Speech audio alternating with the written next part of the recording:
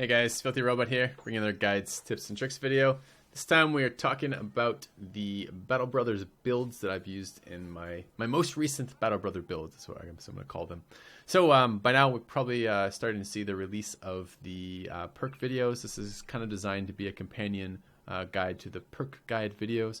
The idea is I talk about how good the perks are and how bad or good they are, and then kind of put them together to show you some of the builds that I've come up with. I will link to this in just a moment, but I do have a build sheet. This is available through, well, you'll find the links in the descriptions below, but I do update this as I play my Battle Brothers campaigns. You can see my current builds. These are the Season 7 builds, as well as my Season 6, Season 5, and Season 4 builds. You can also see some random pages here that I've started. Somewhere works in description, works in progress, like enemy stats really doesn't have much populated in it right now. But you can see things like weapon damage calculations, where you can see where I look at things like damage with Headhunter versus damage without, the damage weapons of damage, the overall damage of all the various types of weapons in the game, and then some areas where I've input legendary weapons as I pick them. You can, of course, make a copy of the spreadsheet available for yourself, just the same standard way you do with any Google spreadsheet, and you can add the own values yourself if you choose to do that. Only add change values on the orange cells and the names over here, and that will give you the damage stuff that you care about. And you can see, for example, if you pick up a legendary cleaver, is this legendary cleaver here, Morkel's axe, better or worse, or excuse me, legendary axe, Morkel's axe, better or worse than the other cleaver that you might have? So you can put the stats in and get a sense of it. You're welcome to use that. And additionally, I don't know if I included it on this one or not. Doesn't look like it's still on here. I have some random information about the game, which I may add back to the spreadsheet or not. We'll see. So either way, these are the Season 7 builds we're going to be talking about. I'll talk about archers, mega tanks, bannermen, early game tanks, the hybrids, the blueberry hunter, which is my Geist hunter, and then I will talk about the Duelists, and I will actually talk about a two-hander as well, even though I didn't use two-handers in this run. In the Season 7 run, we'll talk about some two-handers as well. So that's what we're going to be talking about in this video. Hopefully that will be useful to you guys. And let's switch back over to the in-game stuff for the rest of this video. Okay, so let's talk about them. We're going to go in order that they're lined up here. This is the Axe Duelist build. So actually I should make a little bit of room. Let's do that real quick and pull in the cleaver as well. So these are the Duelist builds that I ended up with. I'll talk about why I've taken the perks I did. I'll talk about what I raised in stats, what I'm looking for in stats, and why. And I will talk a little bit about the weapon choice. So Duelist in general, to me, if I have the choice between a two-hander and a Duelist, most of the time I'm going to be picking a two-hander. The reasons why I would pick a Duelist is because I've found a very nice Duelist weapon. Basically, what it boils down to is most of the Duelist weapons, the base weapons, aren't strong enough to be better than a two-handed weapon. So what I really want is I want to find a famed weapon. Famed weapons make good Duelists. That's what you're going to find from that. So I will try to keep roughly the same number of Duelists as I have very good famed weapons. How good is a famed weapon? Well, that's when you go back to the other sheet, check it out in the weapon damage calculations, and you can see that a basic fighting axe with Headhunter over here does, let's say, 332 damage per round. All right. Well, what about the axe I have right here? The axe in the game that you just saw was called Morkel's axe. Actually, we have two of them in. Yeah, Morkel's axe. Morkel's axe does 503 damage with Headhunter. In other words, that's a huge increase in damage comparatively. So that's one of the reasons why I would want to make a Duelist with that character, because I have a really, really sweet weapon to make up for that. Anyways, let's go back to the in-game stuff. All right, so let's take a look at our guys over here. This is one of my Duelists. This guy has too low of a defense really to be a Duelist. This was one of my later guys. I was hoping to roll higher on the melee defense and didn't. But basically what I'm looking for is leveling melee defense and melee offense every single time I level him. I would like to have 50 resolve around level 11. If I have 46 or 47, I can pick it up in veteran levels. I want around 70 health, and I would like as much stamina as possible after I've met the health, resolve, and melee, the other requirements. Basically, I won't care about initiative on that whatsoever. I'm planning on using a legendary weapon. I'm not using a shield swapping build this playthrough. I have a hard time fitting in quick hands on these builds. I need all of the perks out there. For this character had high enough stats that I didn't end up taking Gifted or Colossus. That is nice, and it's also something I really want on the Axe dudes, because the Axe duelists really need Headhunter, which means they have one other thing they need. So what have I put together for this? I picked up Student for leveling late game characters. Remember, I get that perk point later. I pick up Recover for the fact that I need a ability to recover stamina on a duelist. They're very stamina intensive, especially a duelist using a orc axe. So that's really, really stamina intensive. Even with axe spec, it costs him 14 fatigue to swing, which means normally I take at least 2 attacks a round, which is 28, and sometimes I take 42 stamina per round. And he's only got 74 stamina, only recovers 15 a round, which is a lot of stamina usage. So I use Recover for that. Recover has really nice synergy with a duelist weapon, because if I get a kill with the first attack on an axe, that means I still have 9 points left in recover costs 9 points of stamina to use. Because I took Recover and Student, I can skip these first 2 lines. Because I skip these first 2 lines, I can go directly into the high value stuff at the later stages of the tree. Rotate, because I believe Rotate is probably the best ability in the game, and my Frontliners really want Rotate to help save lives. Picked up Brawny for the melee, their fatigue. I'd like at least 70 fatigue, and I prefer even more if I can have it. This guy's floating around 74 fatigue with 300 gear. I tend to use, if I have a low number of available legendary armors, I try to put them on Duelists, because generally the legendary armors are lighter for their value than the non-legendary armors, and Duelists are the most stam intensive build that I've encountered, so I try to get them some stam back by putting them in legendary gear. I already talked about Brawny and Rotate. Axe spec for the stamina reduction. I don't use Roundhouse Swing because I'm not a two-handed axe, and I don't care about splitting shields, so those other parts of that are entirely useless, but I need that fatigue requirement, that less fatigue per skill, and that's the best way to get stamina back for that. Underdog, because they're going to be on the front line, they will often find themselves in positions where multiple people are attacking them. As I said, I would prefer to have higher defense. 24 is really low here. My other axe guy has 40. My cleaver has 43. My other axe guy has 40. In other words, this is way too low. This just ended up being bad rolls, and he will suffer because of it. It's really not enough melee defense. But Underdog to try to help make up for melee defense in general, but just because I want that extra melee defense. Berserk for the synergy with the one-handed weapon swings. Headhunter because it's an axe, and axes do additional, if you look at this attack here, inflict additional 50% damage on a hit to the head. That's above and beyond the crit damage, so I get the crit damage plus the axe damage to a head.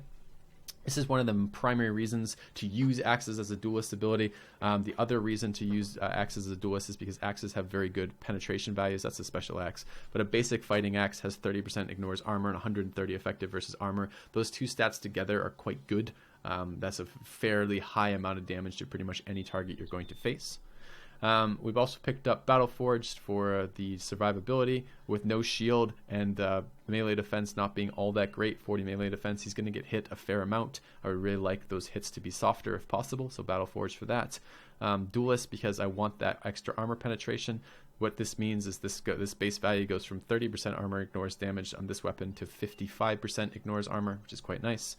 And then Killing Frenzy for the extra damage. If I had the choice, if I had more perks, the ones that are very, very close here were Gifted is very, very close. Indomitable is kind of close on my Duelists. And I would love if I could find more perk points, and I can't here. But if I could find more perk points, I would really love to run a Quick Hands build where I could run a shield and then Quick Hands swap the shield out. But the problem with that is twofold. First, I need another perk point to get Quick Hands, and second, I have to have more initiative. Because with 43 initiative like this, I mean, it's not 43 with all the armor off. It's 98 with all the armor off. But if I could possibly get high enough initiative, I could control the turn order I could guarantee. So what you do with a situation like that is you wait till the end of the turn with your axe out. The end of the turn, so you skip your turn, and then you go last. And then you walk in, hit the guy, and then the start of the next round occurs. You go first because your initiative is good enough. You hit the guy again, and then you switch to a shield with Quick Hands. Then on the enemy's turn, he hits you against your shield, and then you kind of redo that whole sequence again, so that you're gonna stack it so he hits you, you defend with a shield, then you attack him twice in a row, then you switch back to your shield. So your shield will be out every time they attack you, but you're attacking them with a one-handed weapon with a duelist advantage. That's the goal. it's hard to do that because you're already raising so many things. With 50 resolve, 70 HP, and all the levels you can get in melee defense and melee offense, it's really hard to find time to raise initiative as well. So it's a tricky thing to do. I think if I found the character with the right starting perks, I would do that, but I'm not sure I can do it otherwise. We'll have to see. It's something I'm working on. But I was pretty pleased with this particular build here, although clearly not this guy with the low melee defense. This build seemed to do very, very high damage and have okay survivability. All right, the Cleaver the Cleaver Duelist build, very similar. The only things that I want to talk about differently there are, because this character didn't have this is background as a butcher. The other background was a hedge knight. The butcher background is a lot weaker in stats than the hedge knight, but had better stars. What that meant is I didn't have enough stat points to hit all of my stuff that I wanted. This guy's level 18 too, so he's 7 level higher than the other guy. These are veteran levels, which means you don't get perk points, but you do get points. You do get one every veteran level. You get 3 attributes you can raise by 1. So his melee skill and melee defense have been raised 7 times past what this guy's have at 1 per, as well as 7 other stats distributed there. So same time of goals, I'm looking for 70 health. I've been raising health after level 7. After level 11, I've been raising health. I'm aiming to raise those as much as possible. The fatigue and resolve are right where I want them. The resolve I wanted at 50. But because of this, because he had a worse background and less stat points overall, I ended up having to take Colossus to get enough HP that I could be comfortable with. That pickup of Colossus means I can't pick up something else. In this case, on this character, because this guy's a cleaver, and again, with the legendary cleaver, it's a very nice cleaver. But with the legendary cleaver, I don't have to pick up Headhunter, so that's the difference. I can have a character with lower stats still become a cleaver dude because I don't need to have Headhunter in that build. If I could get away from Colossus, I could even do other things, but you know, you're stuck with the not all of your characters are going to be these amazing characters with super high rolls, and you still have to make guys that work. I want to show off this duelist as well. This is another axe duelist, has all the same perks. What he's done is he's given up recover, and I can give up recover on him because he has iron lungs. This is a farmhand. However, because he has iron lungs, I didn't really feel comfortable switching to an orc weapon, which means his total damage is a lot lower. He just has less time where he's spent recovering. So he has a lot more sustain because his axe costs him, I think it's 10 to swing, so but he recovers 20 per round. So only on the rounds that he berserks is he going to be spending more stamina than he's recovering, which means he has a lot of staying power in a fight, which is really nice. Okay, so those are the duelist builds. Next up, let's take a look at the Banner Bro. I doesn't currently have a banner on him because I have 2 Banner Bros, but this is my late game Banner Bro right here. I ended up with a Squire background on him. He happened to have Brave, which was nice. He had triple resolve stars. His base stamina at level 13 is 131. When we plug in the Sergeant stash, he's at 143 stamina, which means that when he stands in a position, everyone in 4 tiles around him is getting 14 extra resolve. Because I like my front line to have 50 resolve, that means everyone's running around with 63 resolve, which is a lot of resolve, which means they're not taking very many negative checks very often. The perks that I've ended up with him is a mix of survivability and a little tiny bit of offense and a lot of resolve perks. So Colossus, Colossus for the HP, and for the survivability. I didn't take it first. Because he's a late game character, I took Student again, but I could have taken Colossus early. I run Recover so that I can't ever be run out of stamina with double rallies. Fortified Mind for the resolve increase. Gifted for both other stats, but also for maximum amounts of resolve. Backstabber as a ability to get some extra accuracy. His accuracy isn't great, but then again, the damage on a standard isn't very high. You can tell from these stats that what I've leveled is I've leveled range defense, resolve, and a mix of HP and what do I feel like there's something else? HP and a little bit of accuracy. But accuracy isn't his primary focus. Unlike all my other guys where I'm looking I want to be in the 90s by the time I'm finished with these on my late game damage dealers, this guy's not a late game damage dealer. He's here primarily for rally and to keep the banner out. So his accuracy is much less important. But still, Backstabber, because he will be attacking on a large number of fights, he'll be attacking and not rallying. In a large number of turns, he'll be attacking and not rallying. He doesn't do a lot of damage, but for a single perk that can give me between 10 and 15 accuracy, that's a really good single perk investment. Picked up Anticipation to make him much less vulnerable to range characters. What this means is I'm with 33 base range defense and a good in Anticipation, I'm not going to be targeted all that much by archers, and if I am, I'm going to have a fairly good chance of avoiding taking damage. He has brawny, so he can wear heavier armor and keep his resolve, his fatigue up. That's the other thing I leveled. That was it. Resolve, fatigue, and range defense. I wonder what that was with a little bit of HP. You need a lot of fatigue if you're going to spam rally. Rally's 25 fatigue, which is a lot.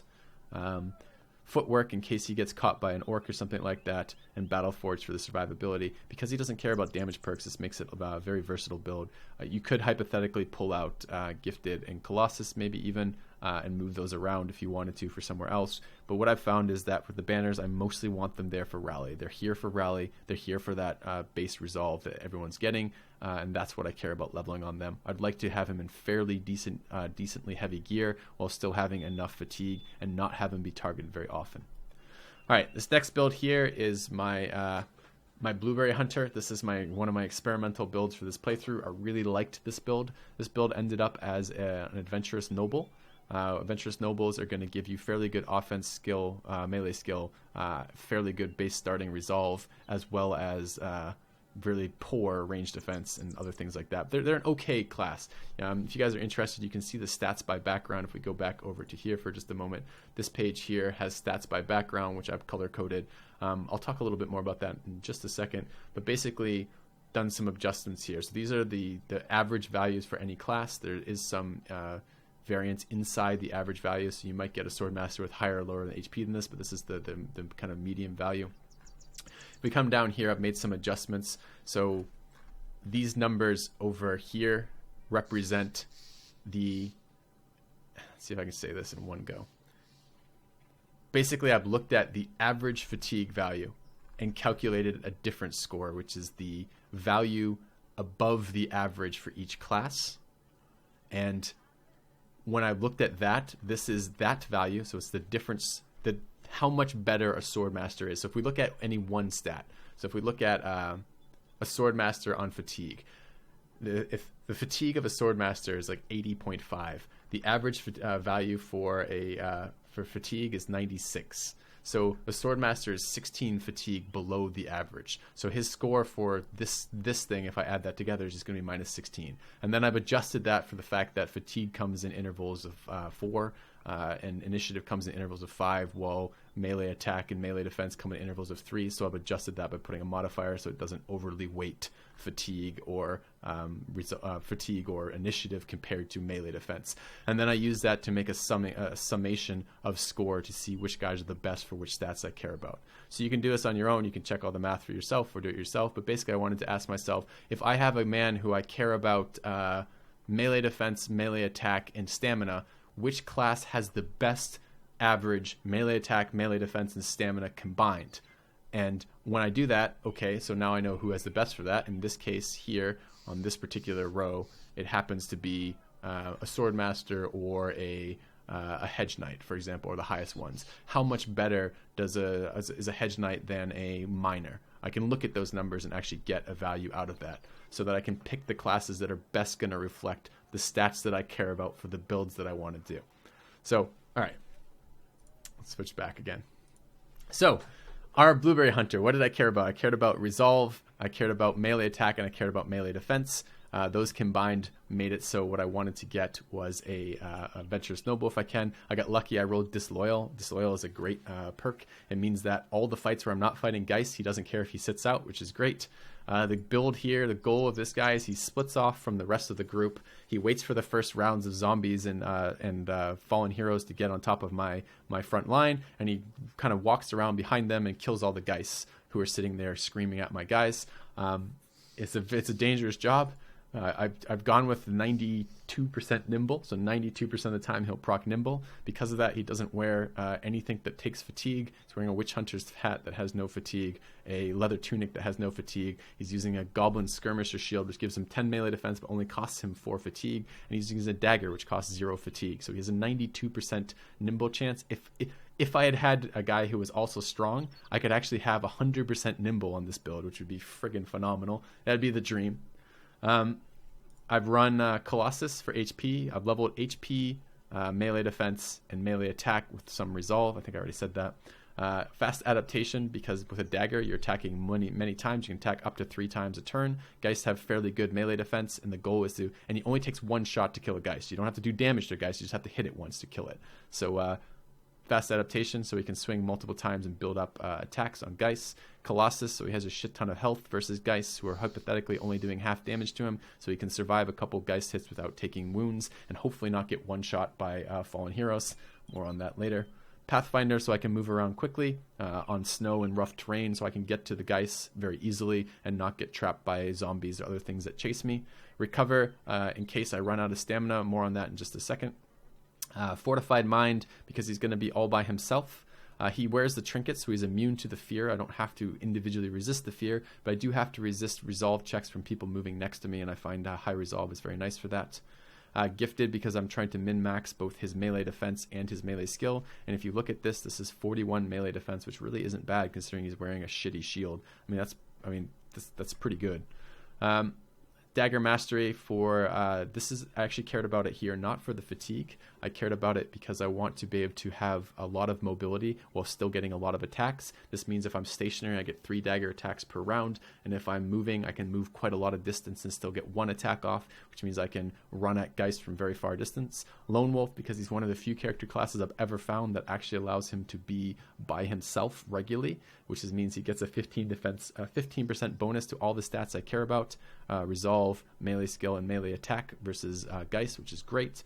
Footwork, because he really does not want to be, if he gets caught by a zombie or fallen hero, he really doesn't want to be stuck there. And he has, I don't think I've ever leveled fatigue on him, or maybe only leveled it a couple times, like maybe 2 or 3 times, but he has 106 fatigue because all of his armor costs no fatigue to wear, which means I can footwork a lot of times, and if I get stuck where I've footworked a lot of times, I'm still stuck, I can recover and then do it again very, very rapidly, and nimble so he doesn't die. He's a super specialist. I actually found him really fun to play, really good in Geist fights, and not at all necessary, because I have 2 guys with Rally and I don't need him, but he was super fun, and I really liked it, and I really liked playing around with character designs. So this was my Blueberry Hunter. My Geists, they look like blueberries or marshmallows. I call them blueberries. This is my Blueberry Hunter, and I really, really liked it. It was super fun. I had a lot of fun designing the character. All right, next up are my Megas. I love Megas. This is... I designed Megas with the thought that I got tired of finding roles that had like good stats. They had like really good stamina, and they had really good melee defense and good resolve and good health, but they had no melee attack, and I got really tired of having to throw them out. So this is what I've come up with for those. Basically, the way that Megas work. This is a late game Mega, so he has Student. Some of my other Megas I don't think have Student. This is a Mega, he doesn't have Student, because a lot of times Megas are the farmhands or the messengers that survive into the late game, who had decent stats and survive into the late game. They never had good offense, but you don't care about good offense. So what do the Megas do? These are taunt machines. They are, if you look at his melee defense, this is not even with a heater shield. Let's pull out a heater shield. I guess that was a heater shield. Oh, that's a unique heater. Okay. So with the heater shield here, with just a basic heater shield with 20 melee defense, this guy comes in at 73 melee defense. And that's before he gets confident, and with 80 resolve, he's often confident, which means he gets another 10% on top of that, which means he's coming in at literally 80 melee defense, which is incredible. 80 melee defense is how I beat the Monolith. I took a Mega, and I stood him in a position where he was attacked by it was like 2 ranks worth of undead just attacking him every single round. And he just stood there and tanked it because he has a million defense. This Mega is super good for that. Because this Mega also has Iron Lungs, which is ridiculous. Let's talk about this. Let's talk about the perks. When you level a Mega, I level melee defense every single time. I level a mix of fatigue, a mix of hit points, and a mix of resolve. And the goal is higher health than on average front rank, super high melee defense, and enough resolve that he's never going to lose morale. He's never going to panic from when he's surrounded. The stuff I took on him was Recover. I made a mistake on this character. I would not take Recover again on a guy with Iron Lungs. I just didn't think about it when I leveled him up. I run Recover on the rest of my Megas because when they taunt's pretty stam intensive, and they will stam out. So I will taunt a lot with Megas. He uses a sword because he has higher than average Mega accuracy. If you look at some of my Megas, I think one of them has... where's my Monk Mega? This guy. This guy has 42 accuracy, and I'm fine with that because his melee defense is high enough that he pays off in other ways with taunt and melee defense. Taunt doesn't have an attack roll, so you don't have to worry about defenses when you're doing that. But basically, all right, so Recover for the fatigue, pretend he doesn't have Iron Lungs. Student, because he was late game, I leveled him up faster that way. Fortified Mind, because I want him to have enough resolve. He doesn't ever going to panic when he gets surrounded. Steelbrow, because he is one of the characters that is going to be put in harm's way regularly, and I don't want a stray headshot to knock him out of the fight, or a couple stray headshots to kill him. Gifted, because I'm trying to maximize the melee defense, and when we're getting up to 80, that's actually a real thing. We're starting to see lots of people rolling on 5%, even some of the more accurate guys, and often attacks are around 10 or 15%, and every single point in melee defense I can get at that point is really valuable. Shield expert for both that same reason, and for when I fight orcs, where I'll go in with an orc shield, and then I'll go in with an orc shield that's basically indestructible because it has 72 durability and takes 50% less damage from attacks that are going into it, which is super nice as well. Rotation and Brawny for the reasons of wearing heavy armor and keeping a fair amount of stam. Rotation to save lives. That's doubly true of megas. I will often keep a mega in reserve until somebody gets stuck, and then I will commit the mega to rotate them out, particularly archers in the early game versus orcs. Taunt, because taunt is what megas are about. This is a ability that causes my opponent to attack me, makes him take offensive abilities that he might not otherwise take, so he can't shield wall, he can't riposte. Taunt does bug occasionally in the game, where an opponent will still be able to do that, but he's not supposed to be able to do that, and it very, very, very rarely happens. I also will use this to taunt like skeleton pikemen into attacking my megas, even when there's better targets around, and I want them to attack the mega tank as much as possible. Underdog for the extra melee defense when I'm surrounded, and Battleforge for extra HP. Again, because this build doesn't require doing damage, it leaves me a lot of perks to run defensive stuff with. I have tried in the past making a mega without Shields Expert and using Rally the Troops, because with 85 Resolve, it's not terrible for rallying. I found it, and in the end, what I decided on this playthrough is I'd rather just have 2 Bannermen who are capable of rallying. I preferred that in the end to having a mega that was half like that, because I really didn't want to end up giving up Gifted or Shield Expert, because really what I would like is like a 90 defense mega, and like you can't ever do that, but the closer I get to that, the better. I found these to be really, really fun and really, really strong in my playthroughs. You guys are welcome to check it out. I don't know what I'd do with Iron Lungs. I suppose really what I could have done with this character, because he has Iron Lungs, is I probably could have taken that rally. I'm not sure if there's anything else I really care about. Colossus would be okay, I guess, but not super, super important. And the rest of these really are not important to a mega. Maybe Indomitable, but I don't think so. Because I think I'd rather, given the option on a mega, I'd rather run Shield Wall than Indomitable most times for them. So the other great thing about Iron Lungs on a mega tank is when you are being attacked so many times, your 15 recovery is all you're ever going to get, because every attack, even if it's a miss, is 2 fatigue lost, which means that when I ran that Monolith fight, I was thinking I could shield wall with my mega multiple times, but I couldn't, because my mega only ever had 15 stamina, because that's all he'd recover, and then every single turn they'd max out his stamina by attacking him a dozen times or whatever it was. With Iron Lungs, this means that this character, even if he's being attacked by 10 targets around, can run Shield Wall every single time. And with Shield Expert and this Shield Wall, we're going to get another, another 25 melee defense out of this. So we're going to go up to 98 melee defense with Shield Wall on this weapon, which is just that, with that shield, which is just an insane amount of melee defense. Put him in a position, use him positionally tank. To positionally tank, you don't even have to taunt in some scenarios, because you can just go run him to an area where everybody surrounds him, where they wouldn't otherwise. So that's the mega build. I really quite like those builds. They're really strong. All right, these are my hybrids. Hybrids are back ranks. This particular playthrough, I was using no two-hander rule except for famed two-handers. In general, the two-hander build would look like this on my hybrids. And the way this works is like this. These are back rank guys. They start with a crossbow out. For the beginning of the fight. If it's a fight where you're going to be using some range shooting, it gives them some utility. Then they will switch to a bill hook when they're getting close, bill hook for the damage. The goal is basically, this is a large amount of damage to all armored targets and a fair amount of damage to everybody else. And then if anything ever gets adjacent to them, like an orc charges through or something, they'll smash them with a great axe. That's the plan. All right. So, Colossus, because this guy didn't have enough stats. I don't actually care about 70 right there. My aim is actually about 60. These guys are really high level. This guy's level 21. This guy is level 20. But my goal is about 60 health in the back line with them. I level every single round. I level melee skill, range skill, and then a mix of range defense and HP. I don't really care about their resolve. They're not getting resolve checked. They're not being surrounded. I don't really care about their initiative either. And I don't really care about their fatigue all that much. I do level some fatigue. My goal is to have them wearing this 230 gear like this and have about 70 fatigue. If they have more than 70 fatigue, great, but 70 is where I'm aiming for them. All right. Colossus, as I said, because I had to take that. And the guy that I didn't take Colossus, I got to take Gifted. As I said in the perk review video, I pretty much end up taking one of them on pretty much every guy I build, unless the guy has unbelievably exceptional stats. And I try not to take both if I can avoid it. In particular, I don't really like Colossus. I prefer Gifted because I can get the attack and defense skills out of Gifted. But sometimes your characters just don't have enough health without it, and you're forced to do it.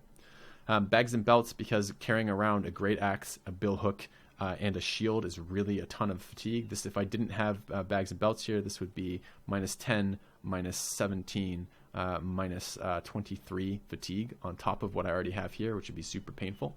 Additionally, I need the extra slots so I can switch weapons and shields out as appropriate.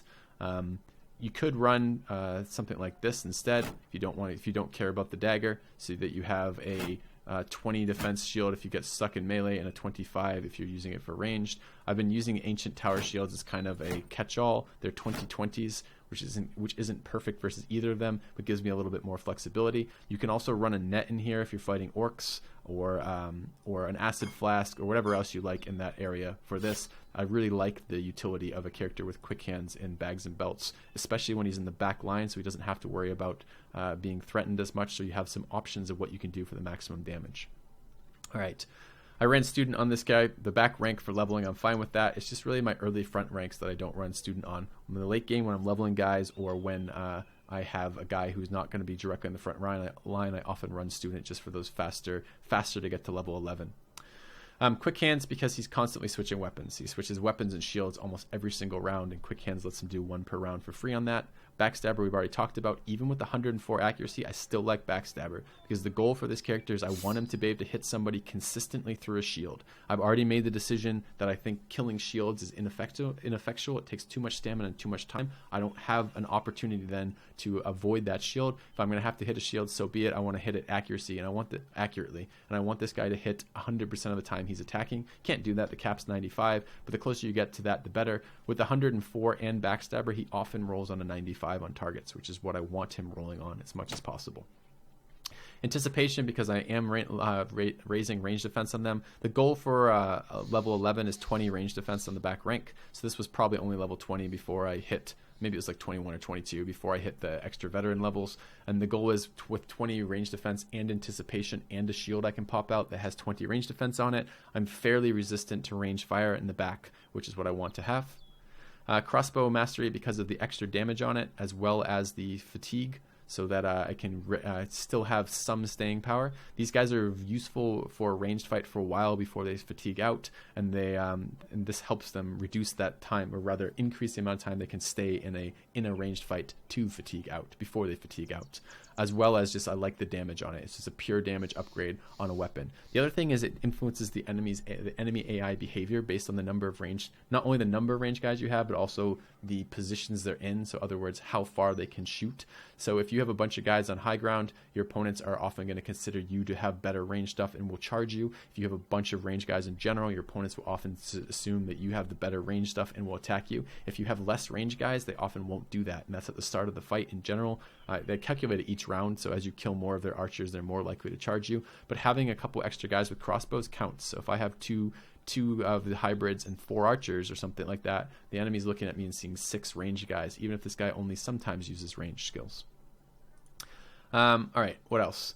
Berserk is really interesting with quick hands in particular, because it lets me do some crazy stuff. Like if I'm having a range fight versus goblins, I often will shoot with the crossbow, kill, and then shoot with the crossbow again, because if you think of it the way it goes, you shoot with the crossbow, you go down to 7, you kill him, that goes up to 9, you reload the crossbow, goes down to 2, you shoot with the crossbow again, goes down to 0. So on the first round that you can kill a goblin, if you one-shot a goblin with that, you can often 2 times one-shot goblins on the first round with that, which is pretty fucking awesome, or whichever round that happens. You can also do things with quick hands and berserk, like shoot with your crossbow, reload, and then if you shoot with Okay, so the fight, so we just had the shoot, reload, shoot, right? So now you start a round with 0 ammo. There's 0, your crossbow's unloaded, and you start with 9 action points. You reload the crossbow, puts you at 2. You shoot with the crossbow and kill something, puts you at 0. Berserk triggers, puts you back up to 4, and you can switch your shield out. And then at the start of the round, you do the same thing again. Your shield is out, you switch to a crossbow, reload it, shoot, kill, and switch back to a shield, which means that you can both have the advantage of having a heavy crossbow out and shooting something, and have the defensive bonus of having a tower or kite shield out versus, a tower or kite shield out versus ranged attacks for the entire length of the fight. Or with those stuff, you can do if an enemy approaches you at close range, you can shoot him with the crossbow, switch weapons to the billhook, and attack him with the billhook and the crossbow on that range. Or you can do something like a net. It's just without going into every permutation of all the abilities out there, which I've probably already gone on too long for some of you. You have so much flexibility with a character like this. And I really, really like that. All right, so that's the quick hand stuff and the Berserk stuff. The Berserk synergizes really nicely with that. You will eventually stam out on a character like this, but the thing is, bill hooks only ever cost you 15 to attack. You can only attack once with the round with that without Berserk, which means that even in the worst case scenario, you're recovering 15 a round and bill hooking once a round for 15. So you will still at the very least get 1 attack off per round with bill hook, even without any sort of stamina recovery on them. Battle Forge for the heavier armor. This lets me also both be more resilient to ranged attacks. If I get hit with a couple archers or a couple crossbows or something, it's okay. As well as if someone accidentally gets on top of me for a round or two, I can survive maybe 1 or 2 orc hits without being like permanently screwed. I can take a headshot and be okay. I can survive a brigand being on me for a round or something like that without it being the end of the world, which I really, really like. And then Killing Frenzy because they do a ton of damage and reliably killing things. I really like this build. The biggest weakness for the hybrid builds are orcs. You don't really want to fight orc warriors with hybrids all that often because the hybrids will eventually die to orc warriors. They don't level melee defense, which means that orc warriors see them as a target and will generally push through guys repeatedly to get to them. And they don't run footwork because I don't really like footwork, and I run a lot of rotate, so I don't have that defensive perk on them either. So I don't tend to bring these too often versus orc warriors, and when I do, I'm really careful with their replacement. When I fight orc warriors, this was a campaign where I said I was restricted on 2-handers. In general, what I want to fight orc warriors with is a bunch of 2-handed weapon guys. Okay, so we've talked about, let me just switch back over, take a quick look at what we talked about. We've talked about we talked about we haven't done archers yet. Okay, we've talked about mega tanks, bannermen, the hybrids, the blueberry hunter, the duelists. So we have early game builds and archers still. Okay, let's go back to that then. This is my archer build, my current generation archer build. This is my favorite generation archer build too. I think this is probably about as good as my archers are going to get. This is the most disgusting archer I've ever encountered, by the way. He has 117 ranged skill and 51 resolve, which means he almost always goes in with another 10% range skill, which at this level is another 11, so he's coming in at 128 range skill, which seems pretty damn nice. I started with Student on the back rank archers for quicker leveling, and they have ended up with Executioner.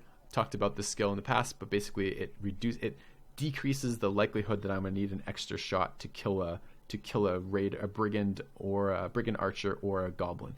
Most of the times, a single hit from a warbow will put a wound on an enemy of that low armor class, which means the second follow-up will get an additional 20% damage. That almost always kills them, and it decreases the likelihood that it will take a third shot, which is really important.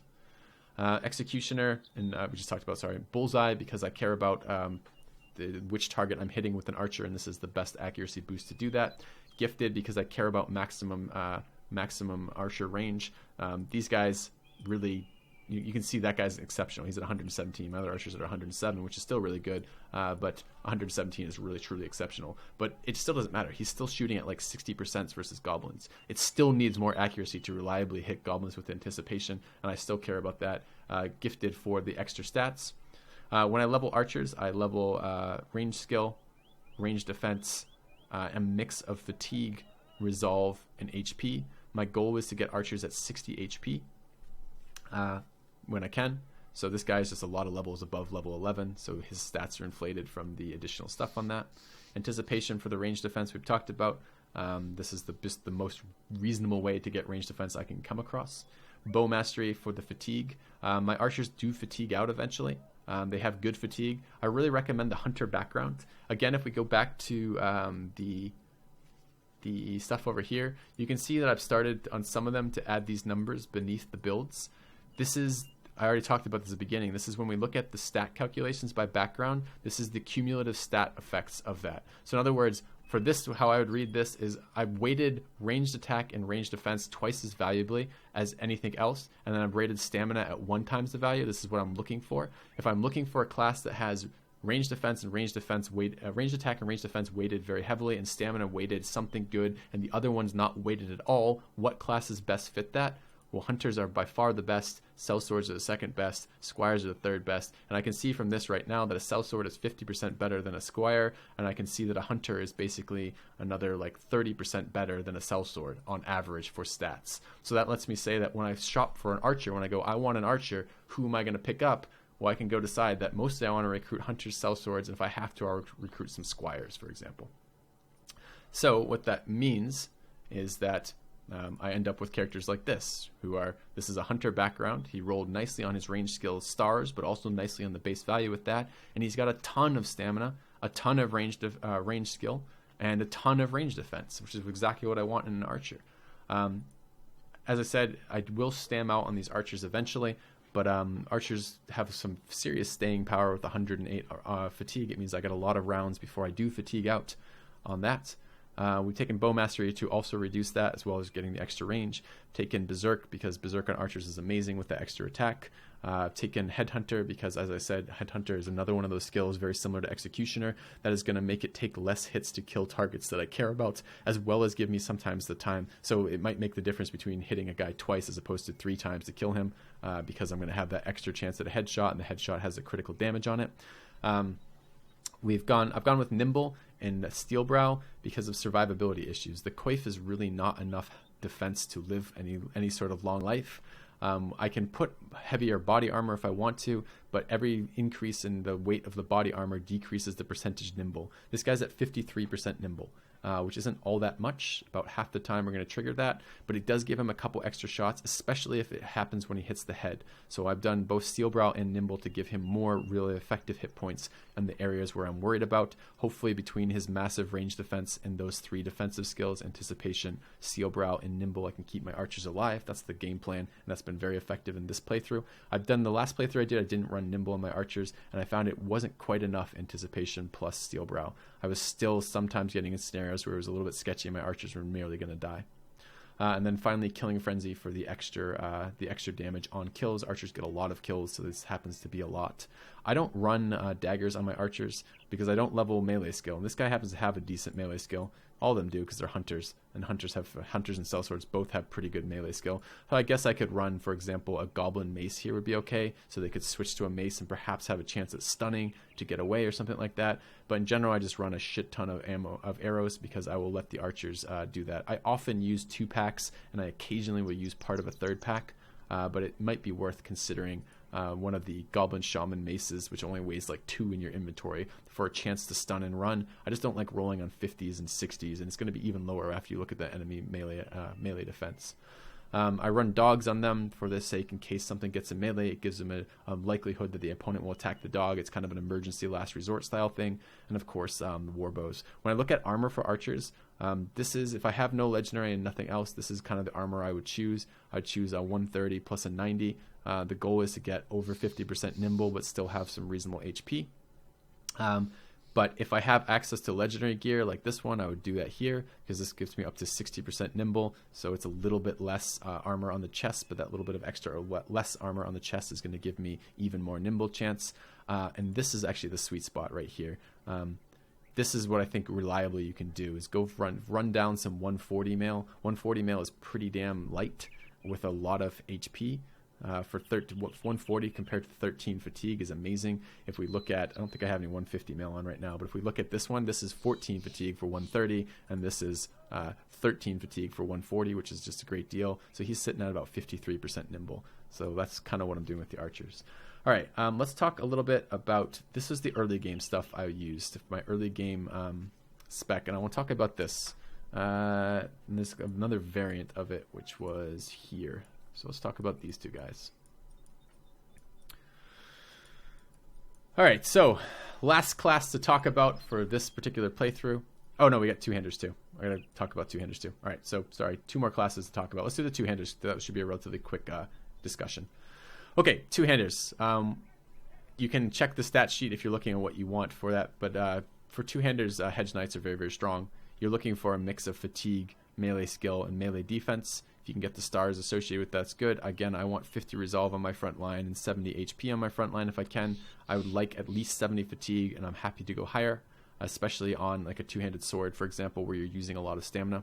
My two-handed build at the moment is Recover, Gifted, Rotation, Brawny, the weapon spec appropriate to the weapon you're using, so either hammer or sword spec. I don't use two-handed axe spec at all because I don't think it's worth it. I think what you get out of a two-hander compared to a duelist is you get more damage and more survivability from the combination of reach advantage plus an AoE attack.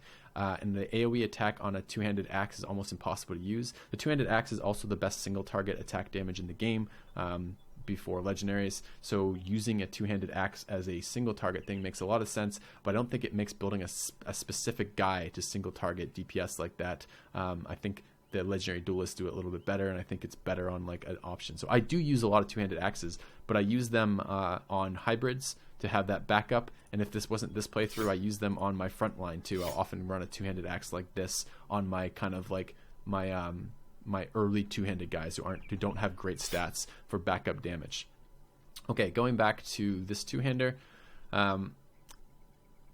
The weapon spec of the equivalent, reach advantage for that little bit of defense, underdog because he's a frontliner, he's often going to be surrounded, battle forge for the extra armor, indomitable for the ability to stand. I use two-handers are best versus orc fights. They're way better than duelists versus orc fights because they can use indomitable and still we have an attack that does their full damage. And indomitable is super good versus orcs because orcs will do the orc young charge stun, and that will take your guys out of the fight for an entire round, which is super brutal. So I love Indomitable in my two-handers for orc fights, especially the enormous orc fights, and Killing Frenzy for damage. You guys are going to notice I'm missing Berserk. There is some argument to be made about potentially skipping Gifted for Berserk. I go back and forth about it. I love Gifted. I've talked about it a number of times. Why? I mean, if you look at this guy has 45 melee defense. He's only level 13 too. He's a pretty solid build, solid character. It's a late game Hedge Knight with Determined, which means you even get another bonus on this. That means her base defense in general is going to be around 50. With Determined giving her the confident bonus, she's going to have around 50 melee defense. I hate to stop keeping that as high as possible. I like Gifted for that reason. But there's an argument for it to be made for Berserk. You get your own value on that. The skill I find least useful on this character right now is Recover. That most of the time, even when I run out of stamina, I can still swing my hammer once per turn. A hammer swing only costs me 12 to swing a single target one. So I can even move and still swing that most of the time, or like every other round. If I move every other round and swing that, I still have enough stamina to do that. So I am to the point where I'm considering cutting Recover from this build. I don't know if that's really practical or not. I'm not entirely sure what I might do with it. I might put it back into Berserk, or I might try to look at some sort of dropping reach advantage and Recover and running like quick hands and bags and belts so that I could potentially pull out a shield as well for better defense. It's an option. I'm not entirely sure. I'm still kind of working on that. I'm not entirely satisfied with the two-handers. I think there's a little bit of room for improvement. In fact, that'd be a really good time for you guys to tell me what you guys think about that. Have you messed around with quick hand two-handers? Have you figured out the problem around the initiative issue with shields? Because I would like that problem solved. I don't want to have to spend the stat points on initiative, but I would like to consistently be able to switch shields when it's relevant. Have you guys checked that out? Have you tried two-handers without Recover? Have you tried two-handers without Recover and that use Berserk? I'm very kind of curious what you guys have to think about that. That would kind of be nice to know. All right, final build I want to talk about. I know this guy's running a little bit long, but I figure it was kind of, let's do this all in one if we can. I don't think I need to split this one up. So this is the other build. This is my early game Frontliner build. This guy turned out okay. He has pretty decent stats, but a lot of my one-handers don't make it all the way through, and I sometimes feed them to orcs. I'll have them when I get a new guy, I'll replace them by letting them die. this is an Iron Man campaign. I'm very happy to have lots of deaths. A lot of times deaths in here mean that I get to replace them with better characters. So a lot of my early games, some of these deaths are unintentional, like my archers dying are generally pretty unintentional.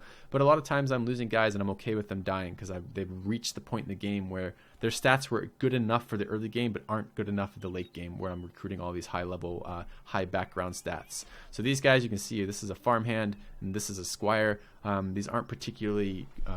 the squire is a little bit of a mid-game background, but the farmhand's very much an early-game background. He just rolled very well for a farmhand. He's level 16. He's got pretty good stats. Again, I want to aim later on.